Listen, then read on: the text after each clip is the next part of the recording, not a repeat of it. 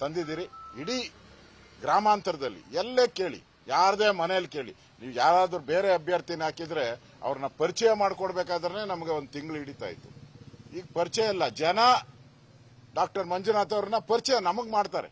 ಆ ರೀತಿಯಾದಂತ ಒಂದು ಹೆಗ್ಗಳಿಕೆ ಇರುವಂತ ಒಂದು ಸಚ್ಚಾರಿತ್ರ ಹೊಂದಿರತಕ್ಕಂಥ ಅಭ್ಯರ್ಥಿ. ಕೊನೆಗೆ ಯಾವ ಮಟ್ಟಕ್ಕೆ ಬಂದಿದ್ದಾರೆ ಕಾಂಗ್ರೆಸ್ ಅವರು, ಅವ್ರ ಬಗ್ಗೆ ಮಾತಾಡಕ್ಕೆ ಹಿಂಜರಿಯೋ ಮಟ್ಟಕ್ಕೆ ಭಯ ಬಿದ್ದಿದ್ದಾರೆ ಇವತ್ತು. ಯಾಕೆಂದ್ರೆ ಇಡೀ ಮನೆಯಲ್ಲಿ ಎಲ್ಲರ ಮನಸ್ಸಲ್ಲಿ ಮಂಜುನಾಥ್ ಇದ್ದಾರೆ ಇವತ್ತು. ಡಾಕ್ಟ್ರಪ್ಪ ಒಳ್ಳೆಯವರು. ಜನಕ್ಕೆ ಬೇಕಾಗಿರೋದೇನು, ರಾಜಕಾರಣದಲ್ಲಿ ಒಳ್ಳೆಯವರು ಬೇಕು.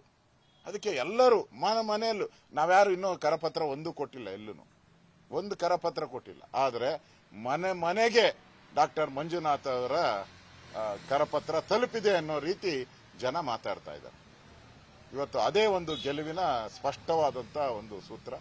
ಇವರಿಗೆ ಯಾವುದೇ ಜಾತಿ ಇಲ್ಲ, ಯಾವುದೇ ಧರ್ಮ ಇಲ್ಲ. ಎಲ್ಲ ಜಾತಿ ಸಮುದಾಯ ಧರ್ಮದವರನ್ನ ಉಳಿಸುವಂತ ಒಂದು ಕೆಲಸವನ್ನ ಡಾಕ್ಟರ್ ಮಂಜುನಾಥ್ ಅವರು ಲಕ್ಷಾಂತರ ಜನಕ್ಕೆ, ಕೋಟ್ಯಾಂತರ ಜನಕ್ಕೆ ಮಾಡಿದ್ದಾರೆ. ದೇಶ ವಿದೇಶಗಳಿರ್ಬೋದು, ರಾಜ್ಯದಲ್ಲಿರ್ಬೋದು ಮಾಡಿದ್ದಾರೆ. ಅಂತವರು ನಮ್ಮ ಬಿಜೆಪಿ ಅಭ್ಯರ್ಥಿಗಳಾಗಿದ್ದಾರೆ. ಅವರಿಗೆ ಸ್ವತಃ ದೇವೇಗೌಡರು ಆಶೀರ್ವಾದ ಮಾಡಿದ್ದಾರೆ. ಕುಮಾರಣ್ಣವರು ನನ್ನ ಎಲೆಕ್ಷನ್ಗಿಂತ, ನನ್ನ ಮಂಡ್ಯದಲ್ಲಿ ನಾನು ಸ್ಪರ್ಧೆ ಮಾಡಿದ್ರು ಕೂಡ ನನ್ನ ಎಲೆಕ್ಷನ್ಗಿಂತ ಇದು ಬಹಳ ಪ್ರತಿಷ್ಠವಾದಂಥ ಎಲೆಕ್ಷನ್ನು ಅನ್ನೋ ಮಾತನ್ನು ಕೂಡ ಈಗ ಕುಮಾರಣ್ಣ ಅವರು ಮಾತಾಡಿದ್ದಾರೆ. ಈ ಎಲ್ಲ ದೃಷ್ಟಿಯಿಂದ ನೋಡಿ, ಎಲ್ಲರೂ ನಾವೆಲ್ಲ ಇವತ್ತು ಸೇರಿರುವಂಥದ್ದು ಮಂಜುನಾಥ್ ಅವರು ಗೆಲ್ಲಬೇಕು. ಈ ದುರಾಡಳಿತ ಏನ್ ನಡೀತಾ ಇದೆ, ಗೂಂಡಾಗಿರಿ ಏನ್ ನಡೀತಾ ಇದೆ, ಇದಕ್ಕೆ ಕೊನೆ ಆಡಬೇಕು ಅನ್ನೋದನ್ನ ಜನ ತೀರ್ಮಾನ ಮಾಡಿಬಿಟ್ಟಿದ್ದಾರೆ. ನಮ್ಮ ನಾಯಕರಲ್ಲ ಈಗ ಅದಕ್ಕೆ ಆ ತೀರ್ಮಾನಕ್ಕೆ ಇನ್ನಷ್ಟು ವೇಗ ಕೊಡುವಂತ ದೃಷ್ಟಿಯಿಂದ ನಾವು ಒಟ್ಟಿಗೆ ಕೆಲಸ ಮಾಡಬೇಕು. ಈಗಾಗಲೇ ನರೇಂದ್ರ ಮೋದಿ ಅವರು, ಅಮಿತ್ ಶಾ ಅವರು, ವಿಶೇಷವಾಗಿ ಅಮಿತ್ ಶಾ ಅವರು ಈ ಕ್ಷೇತ್ರದ ಬಗ್ಗೆ ಹೆಚ್ಚು ಕಾಳಜಿಯನ್ನ ವಹಿಸಿದ್ದಾರೆ.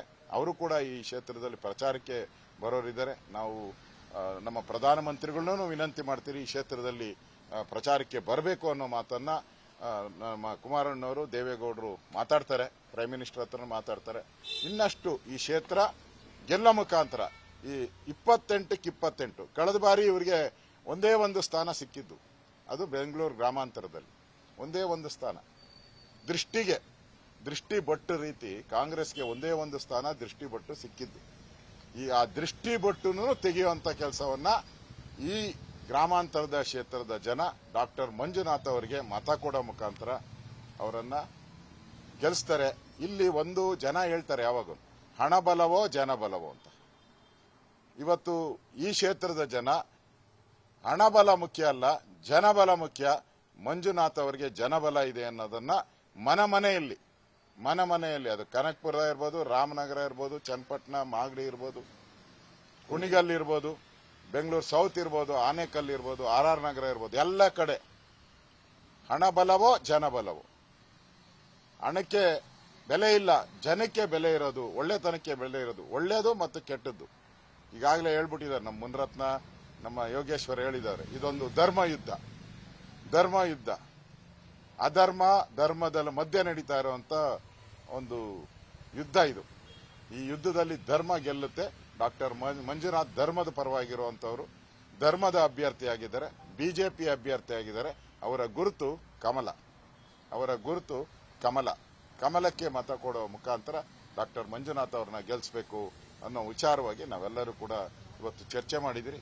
ಎಲ್ಲರೂ ಕಾನ್ಫಿಡೆನ್ಸ್ ಆಗಿ ಹೇಳಿದ್ದಾರೆ. ಸುಮಾರು ನನಗನ್ಸೋ ಪ್ರಕಾರ ಒಂದು 2 ಲಕ್ಷಕ್ಕೂ ಹೆಚ್ಚು ಅಂತರದಲ್ಲಿ ಡಾಕ್ಟರ್ ಮಂಜುನಾಥ್ ಅವರು ಗೆಲ್ಲುವಂತ ಒಂದು ವಾತಾವರಣ ಈ ಕ್ಷೇತ್ರದಲ್ಲಿ ಕಂಡು ಬರ್ತಾ ಇದೆ. ಅನುಕ್ಷಣದ ಸುದ್ದಿಗಳಿಗಾಗಿ ವಿಸ್ತಾರ ನ್ಯೂಸ್ ಯೂಟ್ಯೂಬ್ ಚಾನೆಲ್ ಸಬ್ಸ್ಕ್ರೈಬ್ ಮಾಡಿ. ಹೊಸ ಸುದ್ದಿಗಳ ನೋಟಿಫಿಕೇಶನ್ಗಾಗಿ ಬೆಲ್ ಐಕಾನ್ ಕ್ಲಿಕ್ ಮಾಡಿ. ಲೇಟೆಸ್ಟ್ ಅಪ್ಡೇಟ್ಸ್ಗಾಗಿ www.vistaranews.com ವೆಬ್ಸೈಟ್ಗೆ ವಿಸಿಟ್ ಮಾಡಿ.